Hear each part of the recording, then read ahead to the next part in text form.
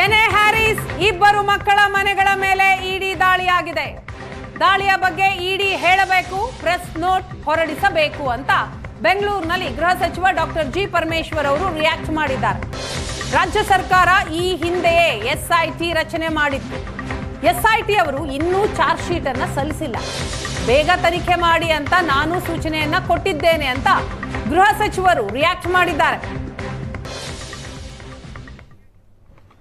Enforcement directorate ಅವರು ನಿನ್ನೆ ದಿವಸ ಶಾಸಕರಾದಂಥ ಹ್ಯಾರಿಸ್ ಅವರ ಇಬ್ಬರು ಮಕ್ಕಳ ಮೇಲೆ ದಾಳಿ ಮಾಡಿದ್ದಾರೆ.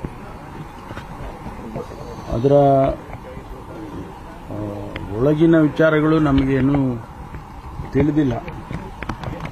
ಅದು ತನಿಖೆ ಆದಮೇಲೆ ಇಡಿನವರು ಸ್ಟೇಟ್ಮೆಂಟ್ ಕೊಟ್ಟ ಮೇಲೆ ಯಾವ ವಿಷಯಕ್ಕೆ ಅವರು ದಾಳಿ ಮಾಡಿದ್ದಾರೆ ಮತ್ತು ಏನೆಲ್ಲ ಡೀಟೇಲ್ಸ್ ಅವರಿಗೆ ಸಿಕ್ಕಿದೆ ಅನ್ನೋದನ್ನು ಅವರೇ ಹೇಳಬೇಕು. ಸಾಮಾನ್ಯವಾಗಿ ಅವರು ಪ್ರೆಸ್ ನೋಟ್ ರಿಲೀಸ್ ಮಾಡ್ತಾರೆ, ಅಲ್ಲಿವರೆಗೂ ನಾವು ಕಾಯಬೇಕು. ಮಧ್ಯದಲ್ಲಿ ನಾವು ಏನಾದರೂ ಹೇಳಿಕೆಗಳು ಕೊಟ್ಟರೆ ಅದು ಅಪ್ರಸ್ತುತ ಆಗುತ್ತೆ. ನಾವು ರಾಜ್ಯದಲ್ಲಿ ಇದಕ್ಕಾಗಿ ಒಂದು ಎಸ್ಐಟಿ ಮಾಡಿತ್ತು. ಎಸ್ಐಟಿ ತನಿಖೆ ಮಾಡಿ ಸಂಪೂರ್ಣ ಕೊನೆಯ ಹಂತದಲ್ಲಿ ಇದೆ.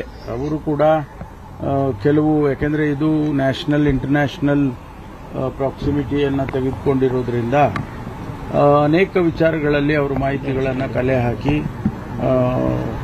ಅವ್ರಿಗೂ ಇವತ್ತು ವರದಿಯನ್ನು ಕೊಡಬೇಕು. ಎಸ್ಐಟಿ ಅವರು ಅಂತಿಮ ಮಾಡಬೇಕು, ಚಾರ್ಜ್ ಶೀಟ್ ಫೈಲ್ ಮಾಡಬೇಕು.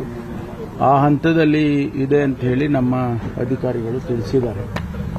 ಒಂದು ಕಡೆ ಎಸ್ಐಟಿ, ಇನ್ನೊಂದು ಕಡೆ ಈ ಇಡಿ, ಅದಕ್ಕೇನಾದರೂ ಕನೆಕ್ಟ್ ಇದ್ರೆ ಅದನ್ನು ಅವರೇ ಹೇಳಬೇಕಾಗ್ತದೆ. ಯಾಕೆಂದರೆ ನಮಗೆ ಇನ್ನೂವರೆಗೆ ನಮಗೆ ಅದರ ಬಗ್ಗೆ ಮಾಹಿತಿಗಳು ಇಲ್ಲ, ಯಾವುದೇ ರೀತಿಯ ಮಾಹಿತಿಗಳು.